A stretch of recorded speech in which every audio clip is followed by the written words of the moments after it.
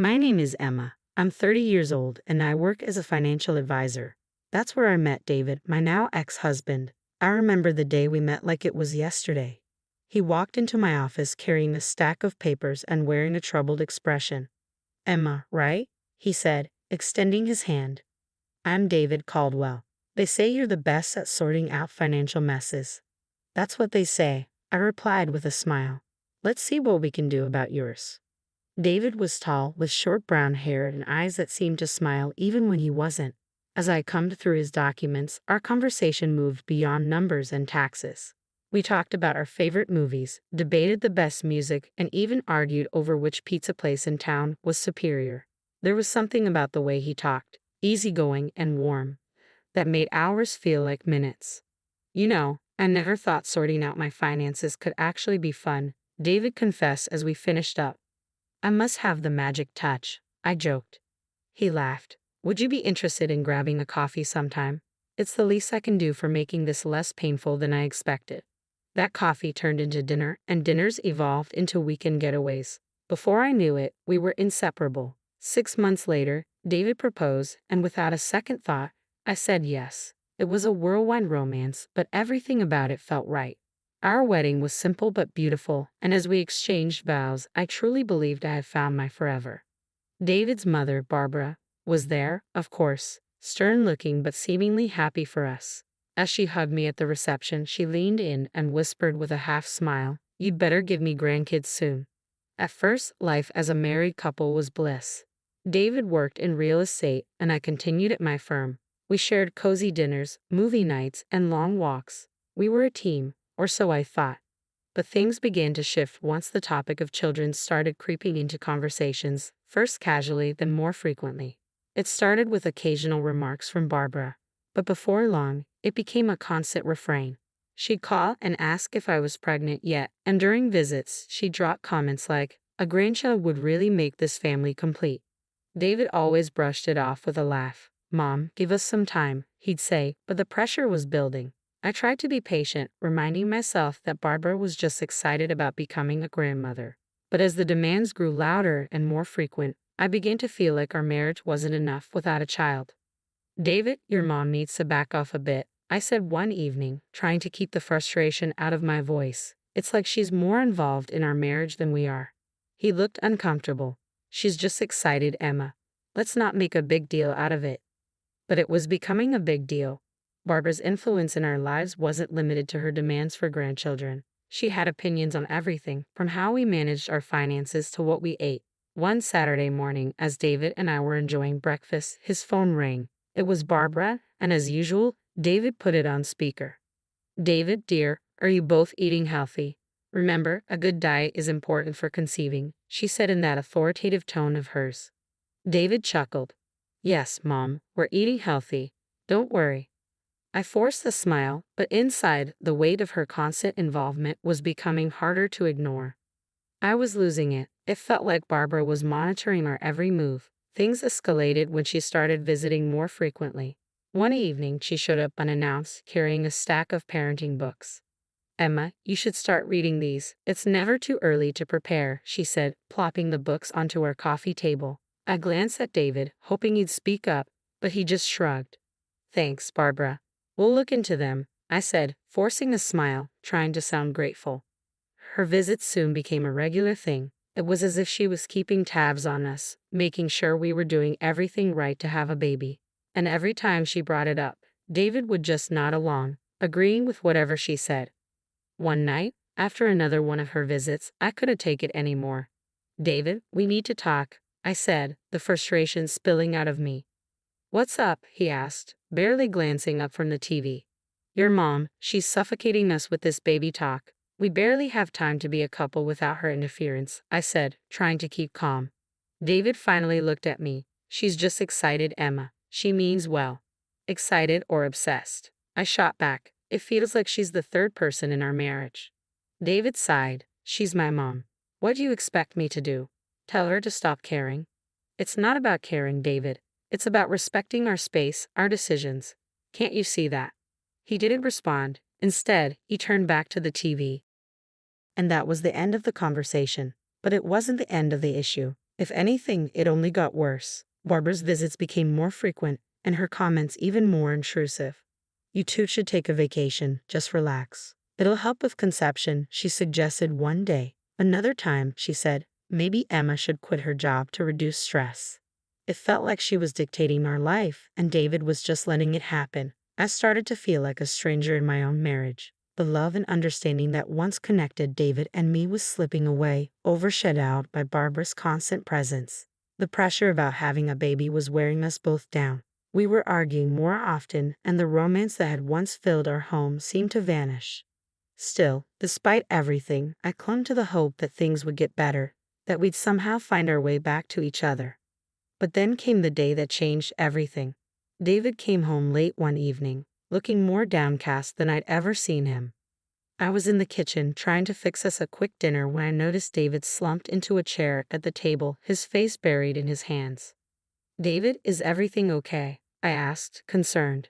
He let out a heavy sigh, his voice low and serious. "We need to talk, Emma." The tone sent a chill down my spine. I sat down across from him, my heart pounding. "It's about us, trying to have a baby," he said, still avoiding my gaze. A knot formed in my stomach. "What about it?" I asked, my voice barely steady. David glanced up at me, his eyes clouded with something I couldn't quite place. "Remember when we went to the doctor for those tests?" I nodded, recalling the fertility checkup we had done a few weeks ago, hoping it would quiet Barbara's nagging once and for all. David took a deep breath. "The results came in today. It's not you, Emma. It's me." Relief, confusion, and sadness swirled inside me. "What do you mean?" I asked, my throat tightening. "The doctor said I have a low sperm count. It's unlikely I can father a child," he said, his voice breaking. I reached across the table for his hand, trying to comfort him. "David, it's okay. We'll figure this out together. Maybe there's treatment or other options." But he pulled his hand away, shaking his head. "No, you don't understand. I won't go through any treatment. It's just not something I can do." I was stunned. "But why? If there's a chance, why not try?" "It's my decision, Emma," he said firmly, standing up, still avoiding my eyes. "I just can't." I couldn't believe what I was hearing. The man I loved, strong, confident, was giving up without even trying. "David, please don't let this come between us. We can work through it," I pleaded. But he was already walking out of the kitchen. "I need some time alone to think about all this," he muttered before leaving me sitting there, numb. I sat in silence, trying to process it all. Why wouldn't he even consider treatment? Was his pride more important than our chance to have a family? The next few days were tense, like walking on eggshells. David barely spoke to me, and when he did, his words were cold and distant. I could feel the growing chasm between us, a crack in the foundation of our marriage that seemed to widen with each passing day. Then came the day that shattered everything. David had been out late again. I lay in bed, pretending to be asleep when David came in. He must have thought I was already out cold because I heard him start a quiet conversation on the phone. "Yeah, Mom, I got the results. It's not good," he said, his voice heavy. "No, I don't want treatment. I know, but I can't." "Yes, I'll figure something out." Hearing him talk to his mother about something so personal, something he had barely discussed with me, felt like a stab in the heart. The fact that he was confiding in Barbara about our struggles, keeping me in the dark, felt like a betrayal. It was becoming clear that Barbara's influence over him was far greater than I'd ever realized. As I lay there in the dark, tears silently streamed down my face. I had never felt so alone. Our marriage was unraveling right before my eyes, and I didn't know how to stop it. Life at home had become unbearable. David and I were like strangers living under the same roof, barely speaking, moving through our routines in silence. The love and warmth that had once defined our relationship seemed like a distant memory, lost in the cold reality of our situation. But just when I thought things couldn't get any worse, life threw me an unexpected curveball. I had been feeling off for a few days, at first thinking it was just stress. But when I missed my period, a sinking feeling crept in. A part of me was too scared to even consider the possibility, but I knew I had to find out. One morning, I bought a pregnancy test, my heart pounding as I sat in the bathroom waiting for the result. Those few minutes felt like hours. And then, there it was, the little positive sign. I was pregnant. For a moment, I couldn't believe it. After everything we had been through, after all the talk about David's infertility, this felt like a miracle. a glimmer of hope amidst the wreckage of our marriage. But a wave of anxiety soon followed. How would David react?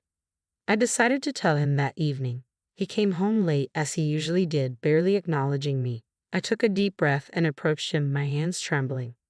"David, we need to talk," I said, my voice barely above a whisper. He looked up, weary and distant. "What is it now, Emma?" I swallowed hard. I'm pregnant." "I'm pregnant," I blurted out. For a moment, there was silence, and then David laughed, a bitter, cynical laugh. "Pregnant? How?" "According to the doctors, I can't," he said, his voice dripping with disbelief. "I don't know, but the test is positive. We're going to have a baby," I replied, tears starting to well up in my eyes. David stood up abruptly, anger flashing across his face. "This is some kind of joke, right? You're trying to trap me." I stared at him, shocked. "Trap you?" "David, I'm telling you the truth. We're going to have a baby, our baby." He began pacing the room, running his hands through his hair. "No, this can't be. You must have cheated. That's it, isn't it? You cheated on me." It felt like a slap. "Cheated? How can you even say that? I've been nothing but faithful to you," I said, my voice breaking. But he wasn't listening. He was consumed by his own rage and disbelief. "Get out. I want you out of this house," he yelled, his words like a punch to the gut. "David, please," I pleaded, my voice trembling. "Let's talk about this. We can go to the doctor, get a confirmation. There has to be a mistake." But it was like talking to a wall. He stormed out of the room, slamming the door behind him. That night, I found myself sleeping in the guest room, my mind spinning with confusion and heartache. The next morning, David was gone before I woke up. Instead, his mother, Barbara, showed up at the house. The look on her face was a mix of anger and disgust. "You should be ashamed of yourself, Emma," she spat, "trapping my son with another man's child." I stood there, stunned. "I didn't cheat on David. This child is his," I said, my voice shaking. Barbara let out a cold, mocking laugh. "Do you take me for a fool? My son can't have children. You're just a gold digger, trying to secure your future." I was stunned by her cruelty. "This is David's child. I've never been with anyone else," I insisted, my voice wavering. She stepped closer, her voice venomous. "You have 1 week to pack your things and leave. And don't even think about asking for alimony or child support. You won't get a dime from us." Barbara's ultimatum was the final straw. I knew then that I couldn't continue living in a house filled with resentment and baseless accusations. It was time to take control of my life for my sake and for the baby's. First things first. Filing for divorce wasn't an easy decision, but it was necessary. David and his mother tried to make the process difficult, demanding a share of everything I owned, claiming it was their right. But I had a strong case. Everything, my savings, my property, had been mine long before David entered my life. Their attempts to grab what wasn't theirs fell apart quickly. As for alimony, I didn't ask for a penny. I wanted no financial ties to David, no reason for him or his mother to have any influence over my life again. I was determined to start fresh, free from their toxicity. I found a modest apartment. It wasn't extravagant, but it was cozy, a perfect place for a new beginning. Packing up my things from the house was bittersweet. Every photo, every piece of furniture held a memory, but I was ready to leave it all behind. On the day I moved out, David was conspicuously absent. Maybe he could have faced me, or maybe he just didn't care. Either way, it didn't matter. I left the keys on the counter and closed that chapter of my life. The first few nights in my new apartment were the hardest. The silence was overwhelming, and the reality of everything often brought me to tears. But I found solace in the little life growing inside me. Talking to my unborn child became a nightly ritual, filling the emptiness with hope and love. Slowly, life in my new apartment began to feel less like a refuge and more like a home. I settled into a routine, and the bond with my unborn child grew stronger with each passing day. One afternoon, as I sorted through some old belongings, I stumbled upon a photo of David and me from happier times. A pang of sadness washed over me, but it quickly gave way to relief. That chapter of my life was over. Then my phone rang. It was David. "Emma, I've received the divorce papers," he said, his voice flat and emotionless. "I'm glad the papers reached you. Please handle the formalities," I responded calmly. There was a long pause before he added, "I won't bother you about the baby. You won't hear from me again." His words were cold, but they brought closure. As I hung up the phone, I realized that in my solitude, I had discovered a strength I never knew I possessed. I was ready to face the future, not as David's estranged wife, but as a strong, independent woman and a loving mother. It was a quiet evening. I sat on the couch, absent-mindedly flipping through a magazine while Jacob, my 4-year-old son, played contentedly with his toys on the floor. The peace was abruptly interrupted by a knock at the door. Puzzled, I got up, wondering who it could be at this hour. When I opened the door, a woman I barely recognized stood there, her eyes filled with a familiar sorrow. "Hi, Emma. It's been a long time," she said hesitantly. It took me a moment, but then I realized who she was. Linda, an old friend I had known through David. "Linda, yes, it has been a while. What brings you here?" I asked, curious. She shifted uncomfortably, glancing past me at Jacob, who was now peeking around my legs. "I thought you should know about David," she said quietly. Just hearing his name after all these years sent a shiver down my spine. "What about him?" I asked, trying to keep my voice steady. Linda sighed. "He's not doing well, Emma. After you left, things went downhill for him. He became an alcoholic. He remarried a few years ago and had a child, but the boy was born with disabilities. David, he couldn't handle it. He left them, divorced his wife, and now he's refusing to pay child support. He's in legal trouble." The news hit me hard, but not in the way Linda might have expected. I felt a deep sadness, not for David, but for his child and the woman he had abandoned. "That's terrible," I murmured, feeling a sense of sorrow for the innocent lives affected by his choices. "I see," I said softly, and Linda nodded. "I thought you should know, given your past with him." I appreciated her concern but knew it was time to set boundaries. "Thank you for telling me, Linda, but that part of my life is over.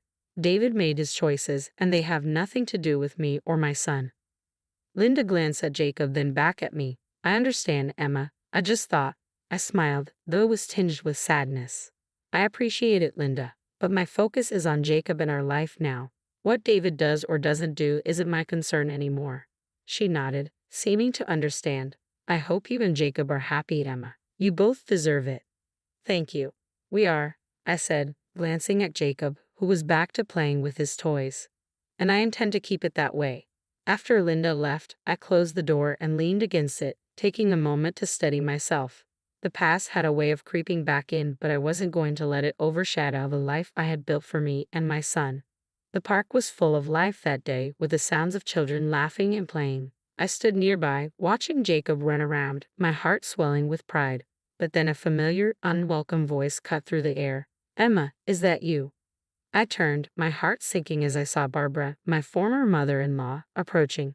Her eyes were fixed on Jacob. "Barbara," I said coolly, "what are you doing here?" Ignoring my tone, her gaze remained locked on Jacob. "He's grown so much. That's your son, right?" "Yes, this is Jacob," I answered, stepping slightly in front of him, a protective instinct rising in me. Barbara's eyes sparkled with a disturbing eagerness. "I was hoping to see him. After all, he's my grandson." A wave of anger surged through me. "And why would you want to see him now?" Her face twisted with a mix of frustration and something darker. "Well, you know, my other grandson, he's not well. He's sick. It's just not the same. I want to be part of a healthy grandchild's life." Her words hit me like a slap. The contempt in her voice for her own grandson, just because he wasn't perfect, was revolting. "Barbara," I said, my voice cold and steady, "Jacob is not a replacement for your other grandchild. You don't get to pick and choose when you want to be part of his life." She blinked, taken aback by my response. "But, no," I cut her off. "You and David made your choices. You've never been a part of Jacob's life, and that's not going to change now. Please leave." Barbara stared at me, her expression hardening, but I didn't back down. Finally, with a huff, she turned and walked away, her pride wounded. As she disappeared from sight, I took a deep breath, calming the storm of emotions inside me. I turned back to Jacob, watching him play, and felt a sense of peace return. This was my life now, and I wasn't going to let anyone, least of all Barbara, disrupt it. "You have no right to be part of Jacob's life," I said, my voice steely. "Not after everything that happened." "But Emma, that was all David's doing," Barbara protested. I shook my head. "You supported him. You turned against me when I was carrying your grandchild, and now you speak with disgust about your other grandson just because he's sick. That's unforgivable." Barbara's face reddened. You can't keep me away from my grandson. I can, and I will, I declared firmly. Jacob doesn't need someone in his life who values people based on their health. He will not be a part of your twisted view of family. She looked like she was about to argue, but I cut her off. This conversation is over. Stay away from us, Barbara. Your presence is neither wanted nor welcomed.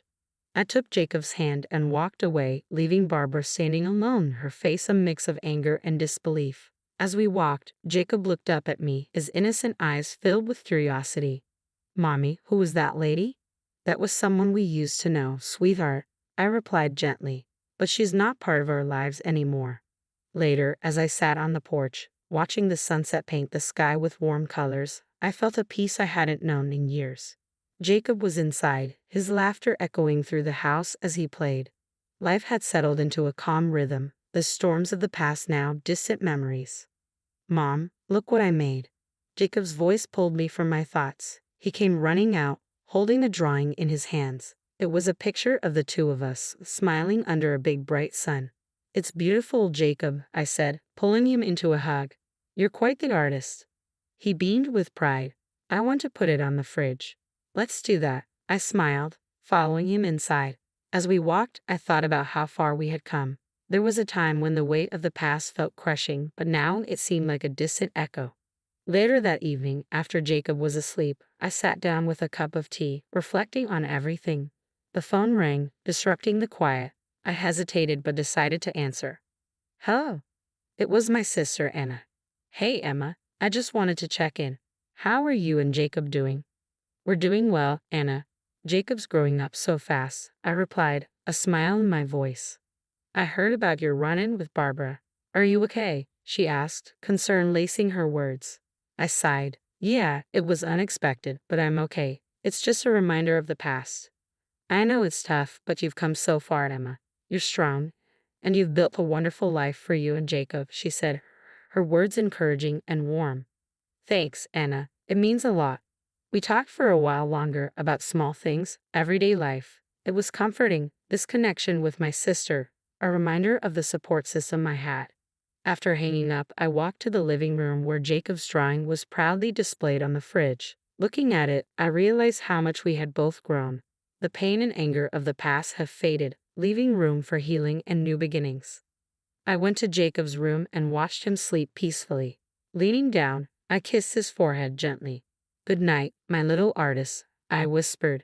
Back on the porch, I gazed up at the stars emerging in the night sky. The echoes of the past were fading, their hold on me loosening. In their place were hope, quiet strength, and the unconditional love between